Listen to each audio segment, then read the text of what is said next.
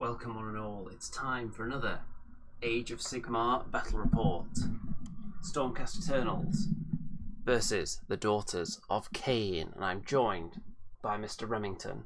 Hello there. How are you, man?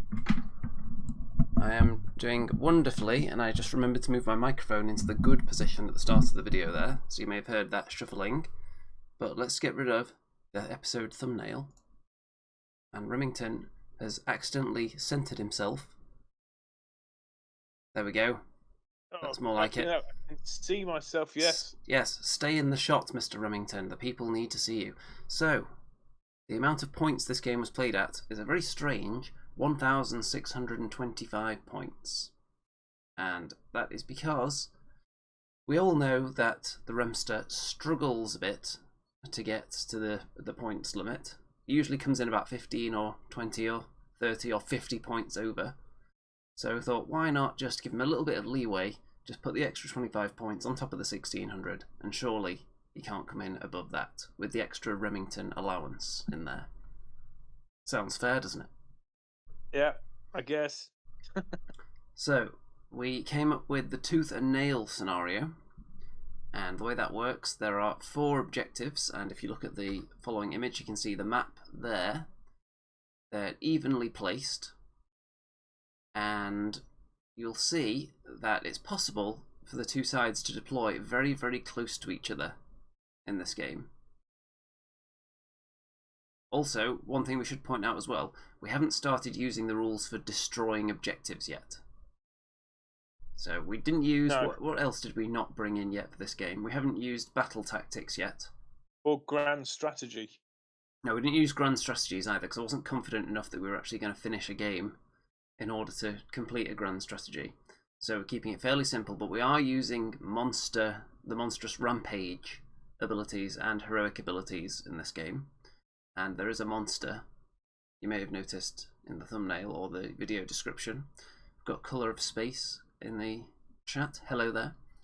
So, if we desire, we can deploy very close to each other in this one. Let's see if we actually do. So I'm going to bring up Mr. Arrow here, so we can point you to the relevant area of the screen. So I have got this area here, and Remington has got this area here. And you can probably see I've got quite a large concentration of troops right in the middle. So on the map, that would be this spot here, which means that Remington could have deployed units right next to me there. But you can see he clearly hasn't done, so he must be deeply terrified of that mass of troops there. You can also see that I have started the game on 3 of the objectives, and Remington has started on 1 of them. But he has got troops within range to strike. Now, with this scenario, going second is usually preferable, but in this one, not necessarily, because you are going to be able to get charges in turn 1 unless one player has deployed really far back, generally. There's potential to be really close together and get those immediate charges in. So, let's look at what we've brought. Remington forces. So I believe this is your general here. Who's this? Yeah, that's the Blood Rack Medusa. She is my general, and she comes in with a Mind Razor spell. I thought I would buff up my units, especially if they're going to be fighting a Gargant. I didn't take the, the old favourite of mine, the spell which is the bane of your life, isn't it, Andy? Do you remember what that is? Would that be Pit of Shades by any chance? That would be Pit of Shades. I kind of wish I had brought it now, but anyway, I got Mind Razor, and I've also got a blessing. What have I got? No, I've got the Shade Claw, which in melee attack, it's pretty deadly if I get to use it. Okay, then you've got more snake ladies again. Yeah, I love those snakes. So I've got 5 Blood Sisters there. So they're my shooting unit. Then I've got 10 Witch Elves. And behind that arcane portal, there are 5 Kinari Heart Renders. And next to them, we've got a Cauldron of Blood with a Hag Queen on it. So not the And Bloodwreck Shrine this time. So no, what are the main differences between those two? the main difference is you've got an Avatar of Kane on top, so it has its torrent of burning blood shooting attack instead of the blood rack stare. It's still got the same sort of bladed impacts. In melee combat, the spears of the blood rack shrine attendants are a bit more powerful than the knives, in my belief.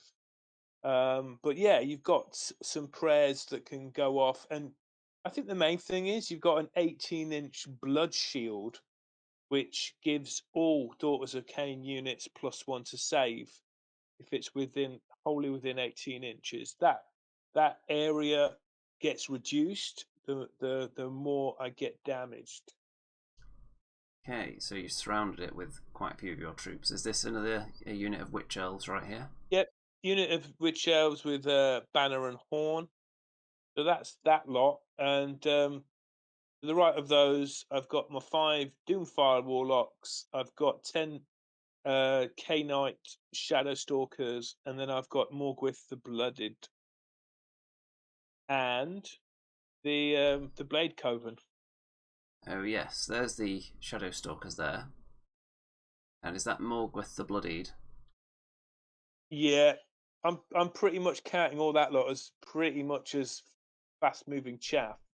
Oh yeah, and on the Dragon Fate dais, I have a Slaughter Queen. Yes, you can't really see her in this picture. You can just about see her hair there, but there she Yeah. is.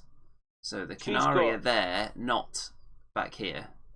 Sorry, I'm watching. I'm a bit further behind, I aren't I? believe that's the Sisters of Slaughter behind the portal, and the Canaria behind the Dragon Fate dais there. Yeah. You've so also there's- got an endless spell, which I can see at the back there, which hasn't been used yet. So, do you want to Yeah, tell everyone what that is? So that's an endless spell called Life Swarm. I had something like 60 points left over, or something like that. Yeah, it's the Emerald Life spawn, and what it does, you pick a unit and it can heal D3 mortal wounds. Yeah, it could be useful.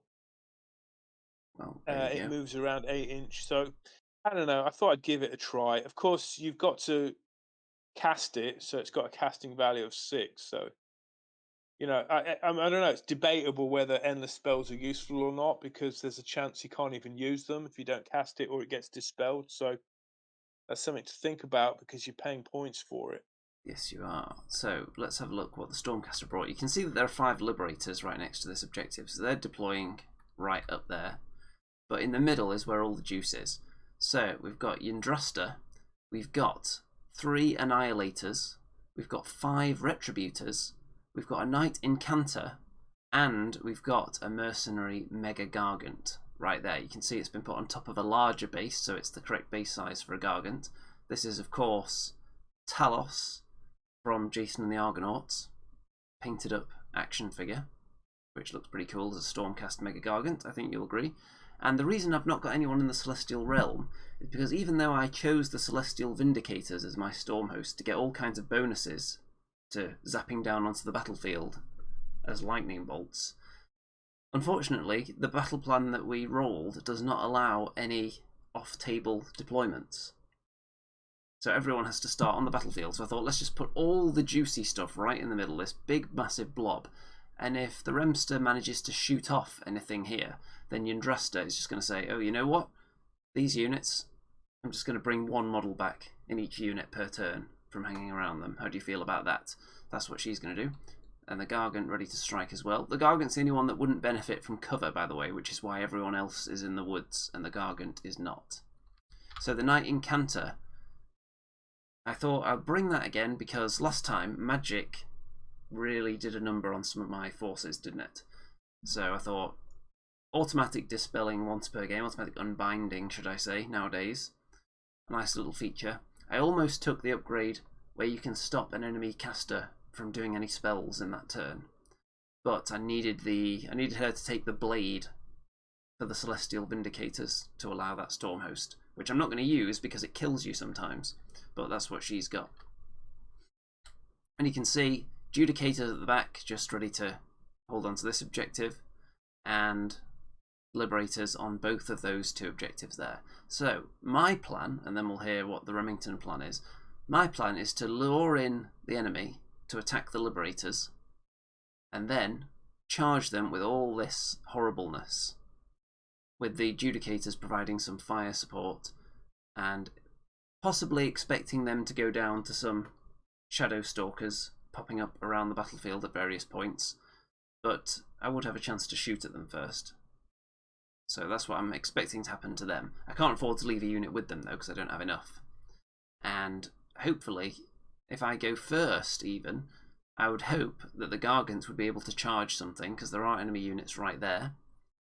The rest of these guys probably wouldn't be able to charge much in turn 1 if I get it, except Yndrasta, who possibly could. Whether I would want to charge her in turn 1 on her own is debatable, but it's something I would consider. And look at that. That's the sight that greeted Remington across the battlefield. Now, what was your thinking in not deploying anyone within striking distance of this Death Star? Couldn't stop looking at the at Talos, the Mega Gargant. Really, it was you know, you got such a huge movement, so many wounds. It's hard not to look past that, and now you've put him with that, you know, the Death Star in the middle.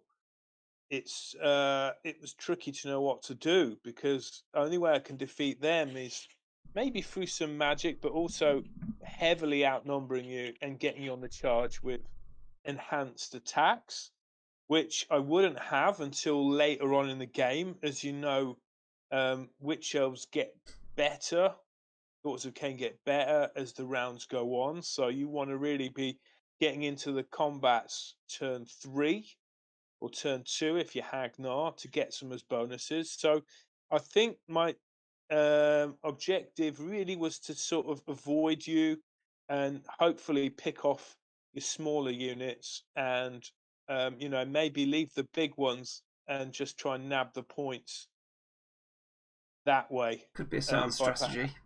Because it's always terrifying fighting against, for example, the Witch Elves, when you get to about turn 4 and suddenly they're re-rolling 1s on hits and wounds, plus all the other bonuses you can stack up on them with the various spells and prayer buffs, and then spend command points on them to make them even better. So it's quite a scary prospect.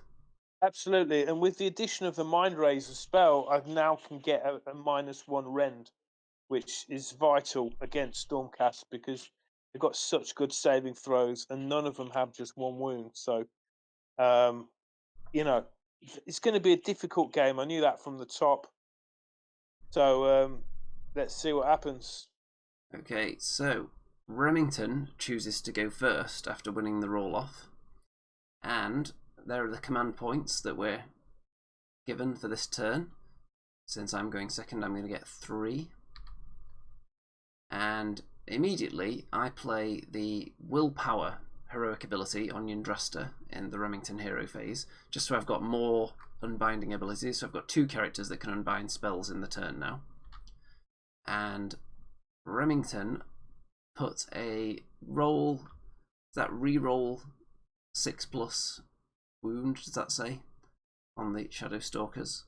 Is that a prayer, maybe? Yeah, that yeah, it looks like a prayer. Can't remember which one that is. I can have a look for you.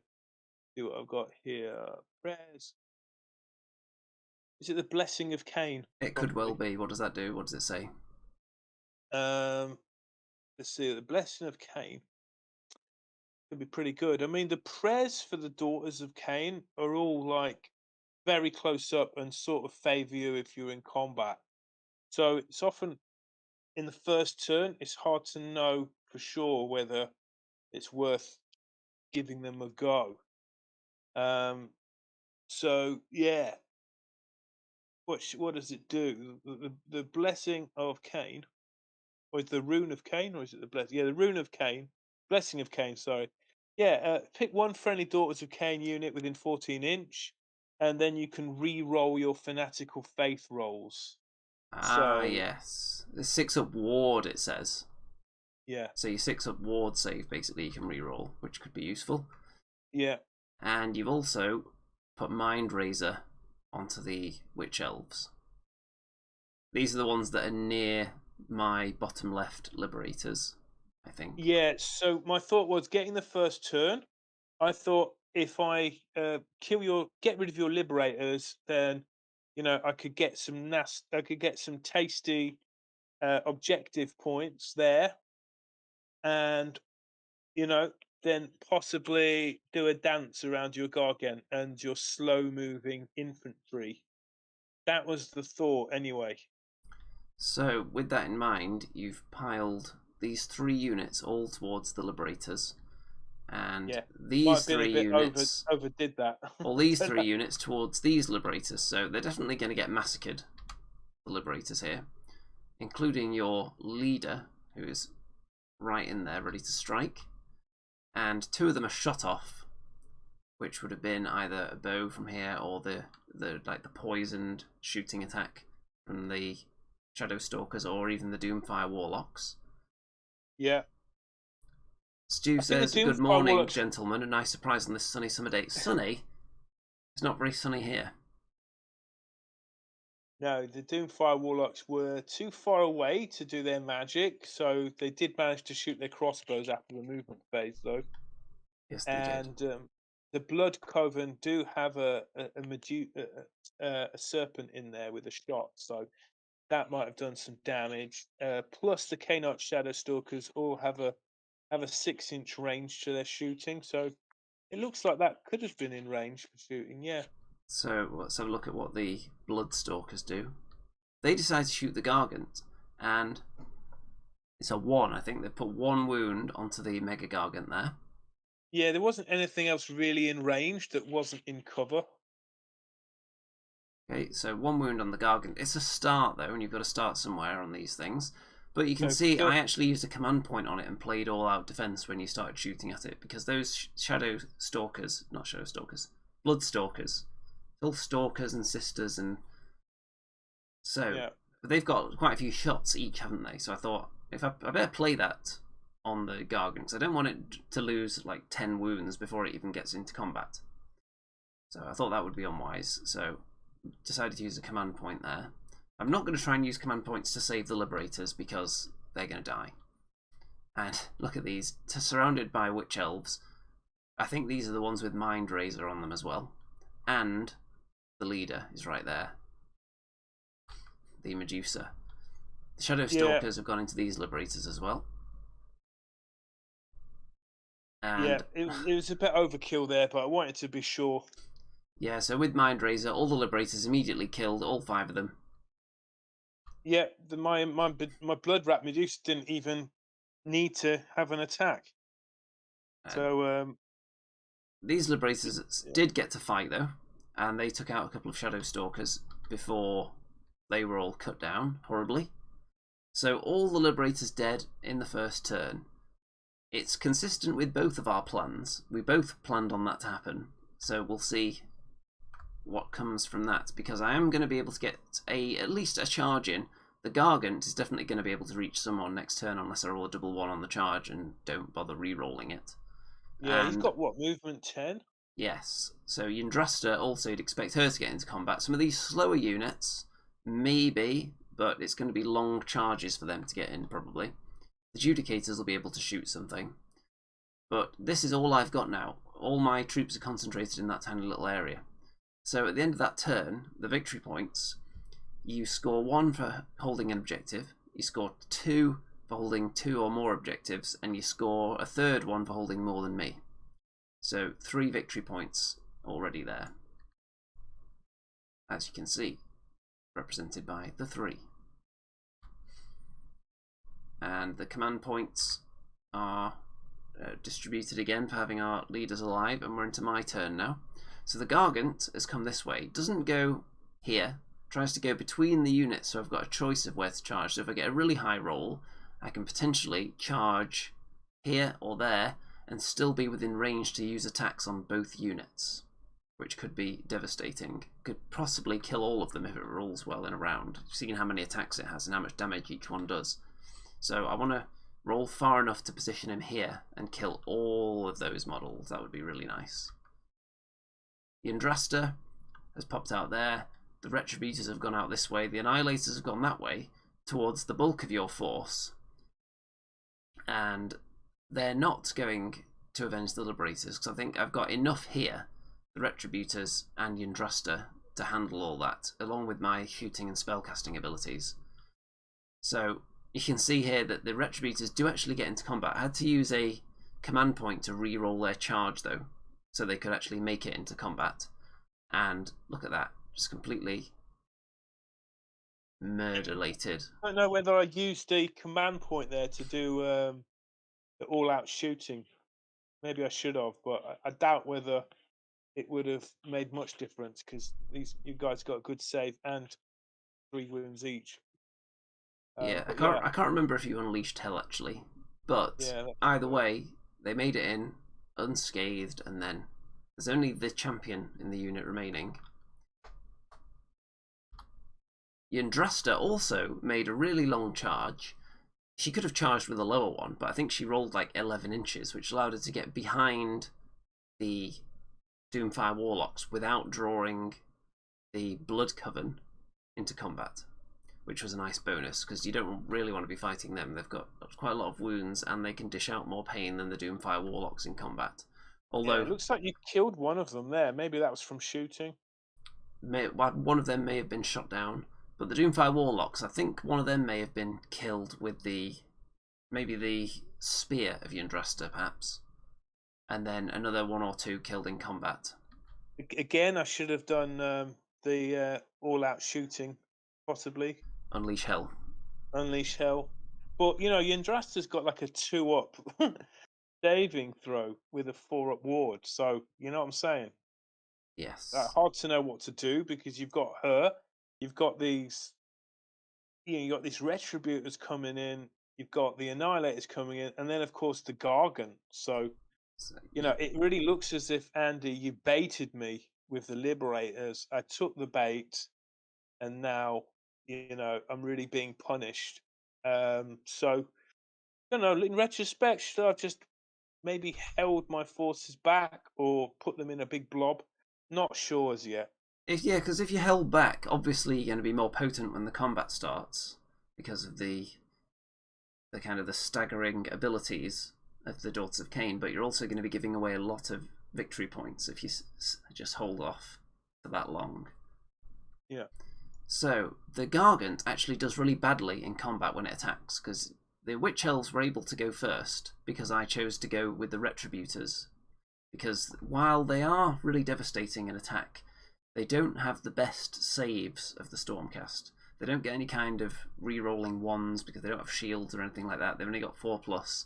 So potentially a lot of Daughters of Khaine attacks could take them out. Or take out a couple of them, which I don't want. I want all 5 of them alive. So I went first with them, knowing that the Gargant wouldn't get killed by any one of these units. I think it suffered, was it up to 6 wounds there. So I think I used a heroic ability to heal one of its wounds back as well from the first turn. So these 6 are all fresh. So it's not diminished yet. So I'm not concerned. And then when it hits back, we'll get to that in a minute. Oh, actually, you can see that this combat took place after that. So just got the pictures a little bit out of order there. And here, the Gargant then takes 1 more wound from the Bloodstalkers. Because it was on 6 wounds, I thought there's no imperative to attack with it next, because the Bloodstalkers aren't going to get it up to 13 wounds, which is what's required to start diminishing its powers. No, again, should I have done an Unleash Hell there as well? Well, there you go. I'm go. not sure. Can you put Unleash Hell on? Use more than you can use it. You can use it once per phase. So somebody could have done it if they didn't. I couldn't do it on everyone if I had enough command points. No. You can see a command point here was used on the Gargant to give it all-out defense as well. Amazing. Because I thought, you know what, so these things have a lot of little puny attacks, so I want to get a really good save against them. Yeah, when it comes to command points, Andy, if I, putting all-out defense on my Witch Elves or any of my Daughters of Khaine, it's kind of pointless against a lot of your units, because if you get the +1 save, but your units are doing -1, -2 rend. So it's Yes. kind of, it doesn't make a difference. All It's out the annoying defense thing. is really good on like save 3+ units, moving them to a 2+, or save 2+ units so you can cancel out the enemy's rend that's coming in. Yeah.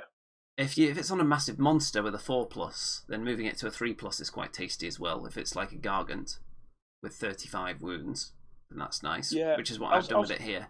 All out attack would be better for some of your troops though. Yeah, what does that do? Give +1 to hit? All out attack is +1 to hit, yes. Yeah, but you see, I was getting that anyway with the Mind Razor. And, you know, getting the hits in isn't the problem. It's getting the wounds in. Um, and the other thing is, I do think with the all-out defense, it is a bit overpowered in favor of highly armored units, and there should be some sort of negative balance. Like perhaps it's -1 to hit for your attacks, but you get the +1 saving throw. You know, because if you're all out defending, what wouldn't you then be less able to attack because you're curled up in a ball? I can see Same. what you mean, yeah. So the Gargant kills all of the Witch Elves, but Yeah. it actually didn't do very well with its attacks. It missed it completely failed with the Death Grip, and the jump up and down, I think, didn't do anything, and missed with all of them. So I was thinking, should I have held off with the all-out defense and put all-out attack on it instead? And then that would be a good one, all-out attack on the Gargant, because most of the things would be hitting on 2s then, I think.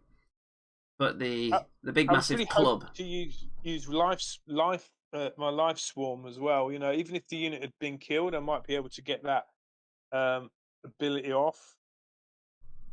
I can return slain models, but I think because you killed the whole unit, couldn't. So all of them are dead, but the Bloodstalkers are still fine. And over here, after the Doomfire Warlock's attack, you can see that Yndrasta isn't wounded, and a command ability was played on Yndrasta, which I assume would be all-out attack. I think, because I hadn't used that yet.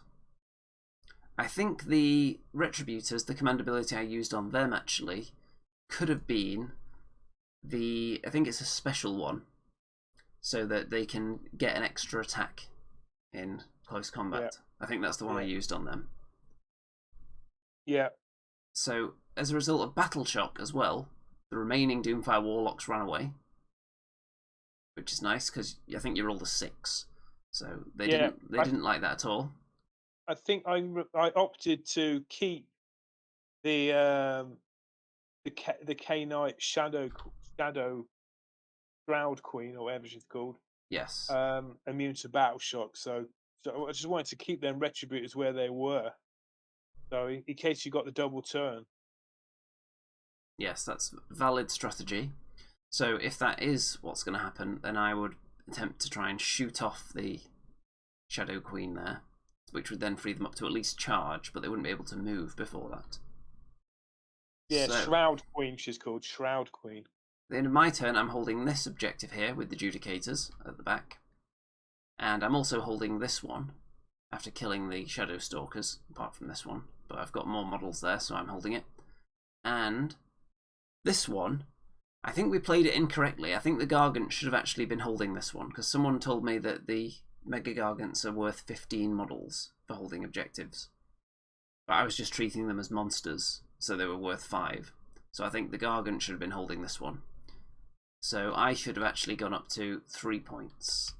And you can see that it looks like I do actually get a double turn here. Yeah, this was very sickening because after my round, I really thought, hey, I'm sitting pretty here. But Andy getting the double turn, I didn't really consider that. And what it's meant is that now Andy can use his, you know, those 3, what they called, Annihilators. annihilators in. And I forgot about my Shadow Queen. That's the problem with putting units in cover. You kind of forget about them. So, yeah. So she basically got absolutely trashed, and I didn't even get to attack, which was annoying because I did have an artifact on the Slaughter Queen. I think it's called something like Adukar, Dadrukar's Fang, and it gives me 1 to hit rolls and auto mortal runes on rolls of 6. That would have been And nice.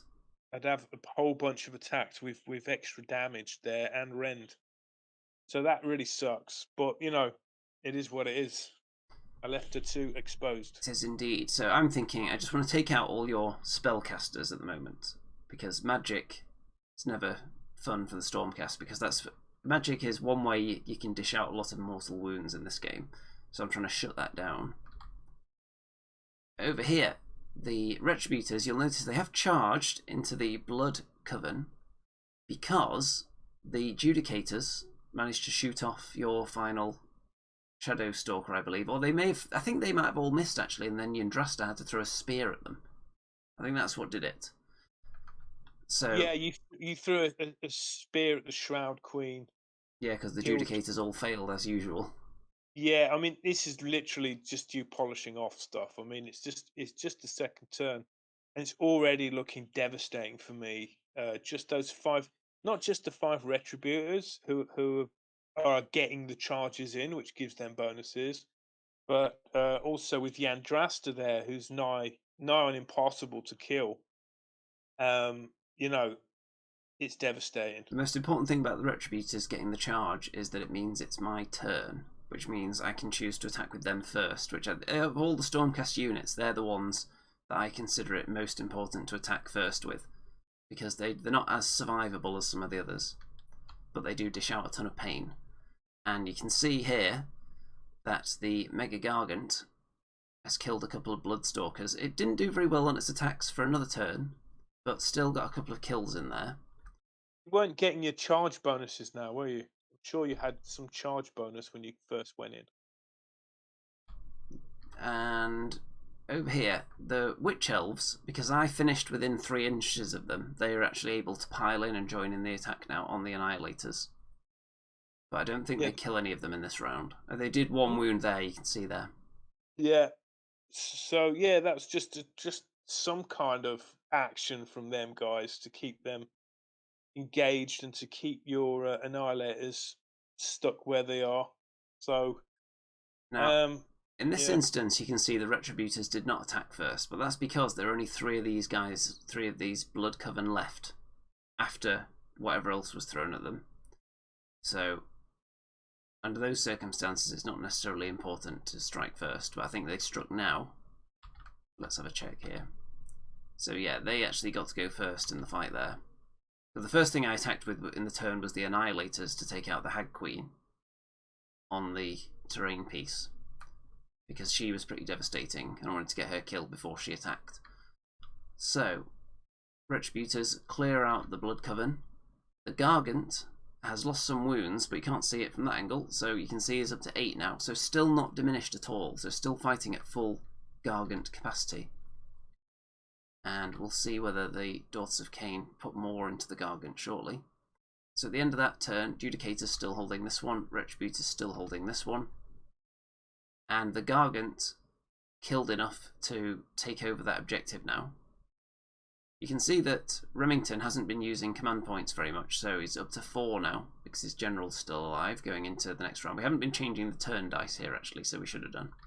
Yeah, I mean, the command points, I mean, I should learn them better, but it was just like, whatever Commander did was not going to stop that kind of devastation, you know, in my opinion.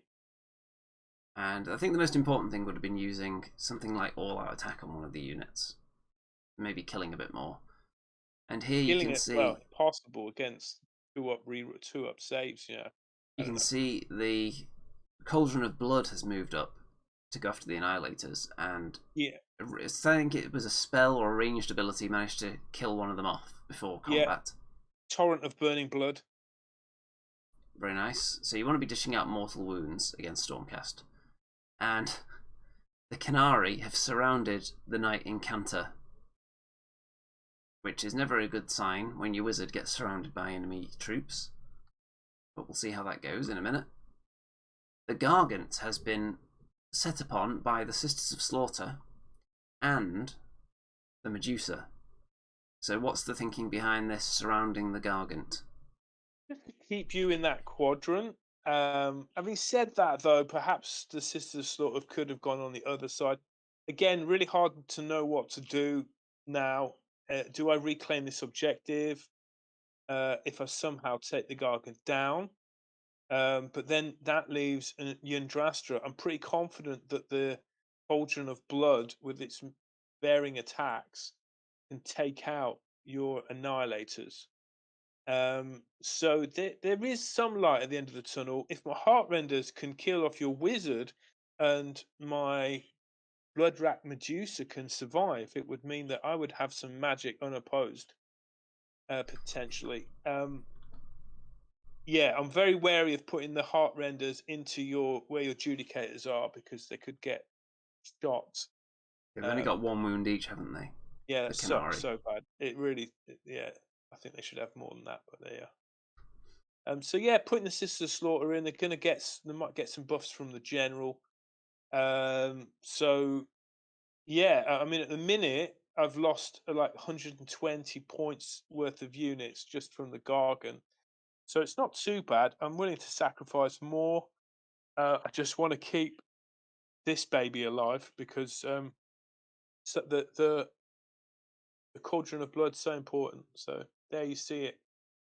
Piling into the attack there, charging. Yeah, so the Annihilators are causing quite a lot of attention to be drawn onto this terrain piece there. On the other side, Yndrasta and the Retributors are pretty much cleaning up and killing everything. The Gargant is having a lot thrown at it, so we'll see how that goes. This area, the Annihilators are probably not going to win this fight against the Cauldron of Blood, but you never know. Okay, look at this. Those are all the saves I was making for the Knight Incantor, and I did put all-out defense on her, so it's not that crazy. Look at that. Pretty crazy though. 4 6s out of 8 dice. All saved. You know, this was absolutely crucial that I got her wounds off her on the charge, because these Heartrenders do double damage on wounds they get through. Pete says 3rd edition. Yes, this is Age of Sigmar 3rd edition. Yeah, so that kind of sucks. I think you've only got like 5 wounds, so if I managed to get 3 wounds in, it would have killed you. Yes, but unfortunately, all of them saved. Wow, wow, wow. And there you go. So next, you can see that the Mega Gargant has struck. And who's this lying down? Well, there are 2 Sisters of Slaughter lying down, but more importantly, the General, the Medusa, has been slain. It's horrible to see, isn't it? What a beautiful lady there. You know, she shouldn't have to be, humiliated like that. What happened was, I opted to go for the Heartrenders attack first, because I think if your Arcanum, is it Arcanum? Is that right? Knight Incantor. Yeah, if your Knight Incantor got to strike, you might have killed 2 or 3 of my Heartrenders there. Perhaps that was a mistake, because then your Gargant opted to attack, which was interesting, because I thought you were going to opt to attack with the Annihilators, and possibly take out the other Witch Elves or do a lot of damage to the Cauldron of Blood. But you went for my General, and even the General was pretty survivable. I think she had something like 8 wounds. I think what killed it was it was the swinging, the massive club, wasn't it, of the Gargant? Because I think I didn't do much with the other attacks, but then the big club just swatted away Medusa into a wall. No, I don't know. I didn't. Didn't you pick it up and squeeze it to death? The Death Grip might have done a couple of wounds actually this time, but I know the jump up and down failed again. What was frustrating, Andy, was that I did have some decent attacks about to come in with her, and I think I could have with like high rend attacks as well, like -3 rend or something with the Whisper Claw, because I put a special artifact on it. You think you should have attacked first with her? Do you think? It's just everything's hindsight, isn't it? Right? I mean, there's always something there's always going to be more than one thing you want to attack with first when it gets to this stage of the game. Yeah, and you can't always second guess your opponent as well. So, and what's for sure is I wouldn't have killed the Gargant. Um, I might have took it down a peg or two, maybe. That was the best I could do. So I Yeah. thought, also the heart renders. I wanted to take out your wizard and then make my way over to the adjudicators to try and contest that objective as well. So my thinking with my attack order, the Annihilators aren't being prioritised at the moment. They got what they came for. They killed your hero. And at this point now, the two main battle areas, the Gargant over here, and Yndrasta and the Retributors at the top. So I'm going to be prioritising both of those because they're actually planning to kill your stuff. The Annihilators are just hoping to survive as long as possible because they're all just holding multiple units on one objective there. So that's my plan. The Cauldron of Blood, I think, kills another Annihilator and then finishes off the other one as well with its next batch of attacks. So all the Annihilators are dead now. So you've got this area uncontested with Witch Elves and the Cauldron. So that's nice for you. The Knight Incanter doesn't do any damage hitting back, so it's just a pillow fight there. And you can see that one's dead. The Gargant is actually up to 12 wounds now, I think, which I believe is one away from being diminished in any capacity. And there's how the battlefield looks. So, the Yndrasta and the Retributors. The Retributors can actually move away from that objective, because once it's been flipped to my side, they can just stroll away from it happily. You don't have to sit on the objectives in this game. Which I was hoping you would, because then I could put my heart renders over there with their long flying movement. Yes. So it would kind of make you stick to that objective, which would then potentially give me a chance to take out Yndrasta with my Witch Elves and the Cauldron. I'm glad you gave me the opportunity to kill the Shadow Stalkers early, because if they'd been held back at this point and then maybe teleported down here, yeah, absolutely. taking out the Judicators. It was a big mistake there. But to be honest, I didn't think your Retributors would reach me. But, you know, even though we keep saying, oh, yeah, Retributors and no, they don't have good movement, I think with your shenanigans, you still managed to get the charges in that you wanted to. With re-rolling charge, I did have to use a command ability, a command point to do that. But it was definitely worth it. So, yeah, that's a lesson learned. Hold the Shadow Stalkers back. So, you know, I definitely, with the Shadow Stalkers, they could definitely take out your Judicators. So we're up to 5 each now. Yeah. And Remington gets the double turn now. So you get a chance to go again, which means that you're going to be able to fight the Gargant and have a go at it. But I've put Finest Hour on the Gargant this turn, thinking it's already on 12 wounds. So it takes one more, it's going to become diminished. So it could start to go downhill from here for the Gargant. So I'm going to put Finest Hour on it. And Finest Hour is also played on the Cauldron. So presumably you want to get that into someone this turn. We'll find out though. I was at a quandary what to do with the Cauldron. Should I go for Yndrasta? Should I stay where I am? Or should I go into the Gargant? You know, so, I mean, what would you have gone for if you were me, Andy? Well, Yndrasta wasn't on an objective. No. So maybe this would have been the time to pile in everything to take out the Gargant, potentially. The Cauldron does have some very potent attacks. Yeah. It looks like the Cauldron's actually falling apart there, and it kind of was because, yeah, it was sort of. It's been built as a blood rack shrine, so it's still alive though. Don't worry. So what I did here was flee out of the combat with the life takers, the heart renders, sorry, and threaten the judicators there. Give you something to worry about, or just something to shoot. Yes. You can see that the Cauldron is making its way towards the Gargant, so that's going to be an epic showdown if that happens. Yeah, and it hasn't got a terrific movement, that has, so you have to be careful with that. Command point has been used. I've actually been using command points. You've been using command points as well. So that is going to successfully charge in there in a moment. Got a lot of pictures of this. I think the Gargant is... Did it kill some Sisters of Slaughter there? I'm not too I'm not sure. sure yet because I think this is the combat now. Well, So you did do a sort of a spell with your with your wizard that does like D3 mortal wounds to every unit on the table when you roll a 6 for each unit. that would have been previously in my turn though. Yeah, that stuck so But bad. you have diminished the Gargant now because the Cauldron did pile in and go first. And how many Yeah. wounds is it on there? Is that an 8? It's hard to tell in this picture, but you've got it probably up to about 20 wounds now, I think. So it's getting up there and it is diminishing. Yeah, maybe even less than that because I had the torrent of burning blood that shot in. I had the bladed impact. I had the Hag Queen's weapons. I had the witch elves. I think it's got up to Um, 19 in this picture. and So at this point, Andy, I'm getting some. Is this just turn 2? this is your turn 3. Yeah. So my Hagnar witch elves were now getting re-rolls of ones and re-rolls of ones to wound as well. More wounds being piled in on the Gargant. So I don't know if this is all the Cauldron, but it's now up to 25 wounds.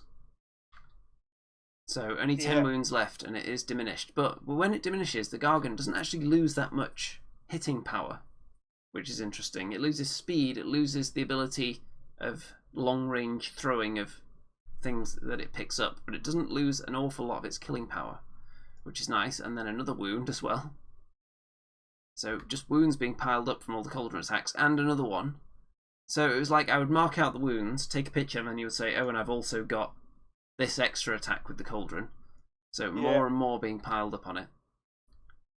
I And do seem to have more success with the Daughters of Khaine when I don't have too many combats around the battlefield. So I think the best thing is that these concentrated attacks seem to be more effective for me. now, look at this though. The Cauldron, because the Gargant hit it back, it's up to 11 wounds now. And it has 13, doesn't it? Yeah. So both almost dead now, these two massive units. I think I put all-out attack on the Gargant as well as Finest Hour. So it hit pretty damn hard that turn and did 11 wounds to the Cauldron. But it is almost dead itself. I think some of these dice, have we turned over all these? Yeah, I think that's right. And you've picked up some victory points there because you're still holding some objectives. However, look at this. So the Cauldron is now dead. This is my turn 3. And I believe I've shot it down. Yeah, I did. I think I actually got an extra wound off you because when did you shoot it down? I'm sure. I'm pretty sure you picked up and squeezed. Oh, that could be right actually, because yeah, this is the combat phase by now. So I think I just Yeah. started the pictures here. So the Gargant kills the Cauldron, but then dies itself after killing know the why? Cauldron. Where's that, Andy? I believe that is the Bloodstalkers killed it. They did. I did manage to get another couple of wounds off you as well because I did take an artifact called the Rune of Kane. So when I'm killed, when my Hag Queen was killed, I roll a dice on a 2 to 5. The attacking unit suffers D3 mortal wounds. On a 6, you suffer D6 mortal wounds. So there was a bit of a bittersweet ending to that. But you did have something like 2 wounds still left on the Gargant. And guess what? I managed to get those wounds off you with the Bloodstalkers and their sacrificial knives because you got 2, 4, 6 attacks there. 3s and 3s, re-rolling ones to hit, re-rolling ones to wound, plus a special attack from the Bloodworm, which the leader of the Blood Sisters is holding. And all that, and maybe some poor saving throws from Andy, managed to dispatch that evil Gargant. So the Gargant managed to kill. It killed a unit of Witch Elves. It killed Medusa. It killed the Cauldron of Blood. It killed most of a unit of Sisters of Slaughter, I think. And it killed some Bloodstalkers. So pretty good game. Points. 380, 400, 500, 635 points worth. That is pretty solid.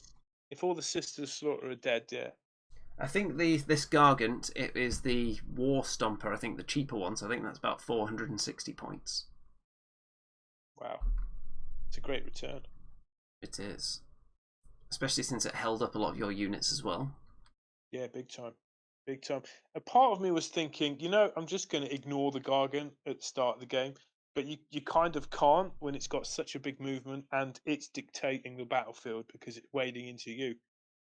Now, people may also have noticed that all the Witch Elves have disappeared.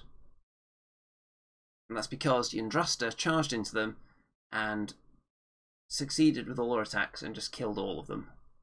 Yeah, does she get bonuses on the charge? I don't think so, but she just had a good round and killed them all.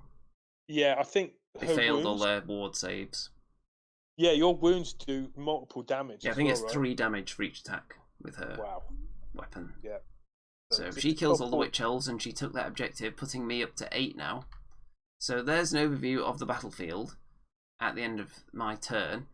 The Retributors, you can see there, they took that objective, so it's still mine, and they've moved off it now because they thought they might be needed over here. The Judicators are here. They shot off 3 of the Khanari in that turn. The Knight Incanter's still alive. And up here, I think those are just dead there. I don't think they're part of the game. So Yndrasta is not going to be attacked by anything dangerous now because there's only like 4 Daughters of Khaine models left. So that one's going to stay mine. That one surely is. When the Khanari charge into the Judicators, if they do, I could unleash Hell and probably kill at least 1, and then 1 versus 5 in combat probably isn't going to go well for you. Knight Incanter can do spells to maybe put mortal wounds on you. So it's just going to be a mopping up process from here. So, with that, because I won the role to go first in round 4, and Mr. Remington, knowing that pretty much everything was going to be killed, decided that then was the time, because it was getting late, it was time to surrender. So, did you definitely feel it was all over at this point then, once I got the choice of going first in round 4? Oh yeah, without a doubt. Without a doubt. I mean, even if I'd been able to kill Yndrasta, I probably still would have lost because I got no leaders on the battlefield. Yeah, it was round.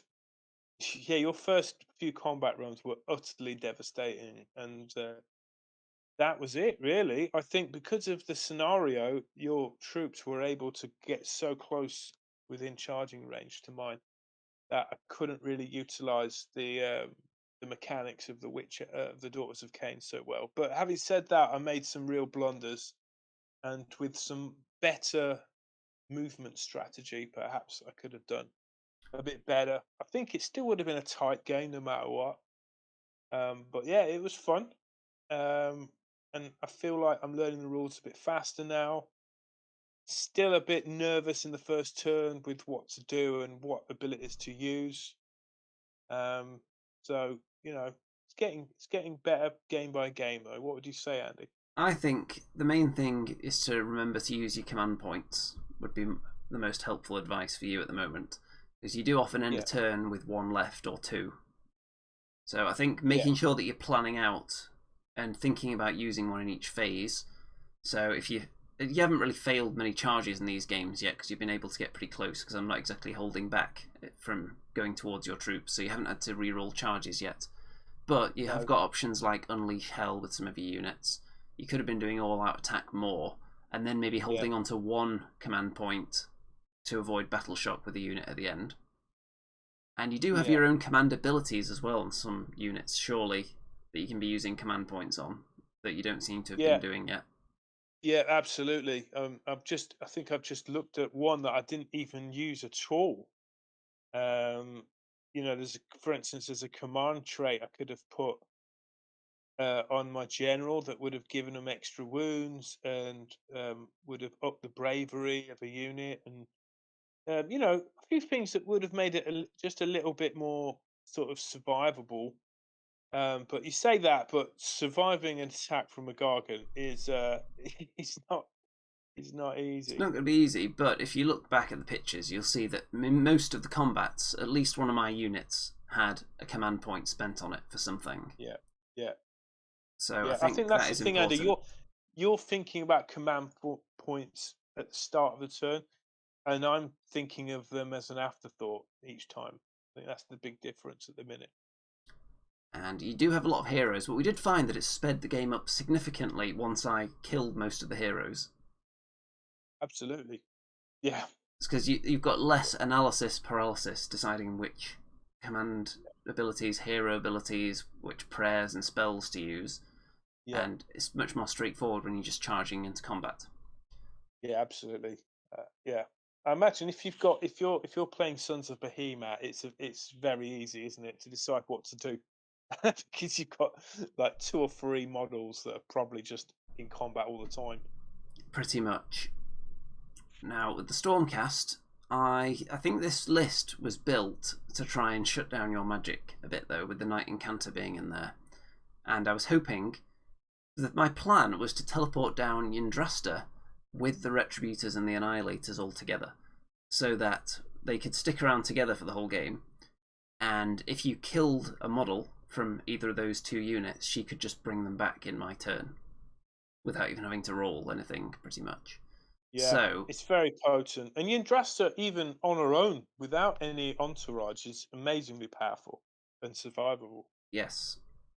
She seems fairly costed, though, because I think she's 300 points. So she costs a lot more than, for example, the Bloodrack Shrine, which has done really good work for you in recent games. Well, yeah, not a lot more. Isn't that 190 points? It might be, actually. Yeah, that's the same cost as the Annihilators, I think. So I think that is a good value. Yeah.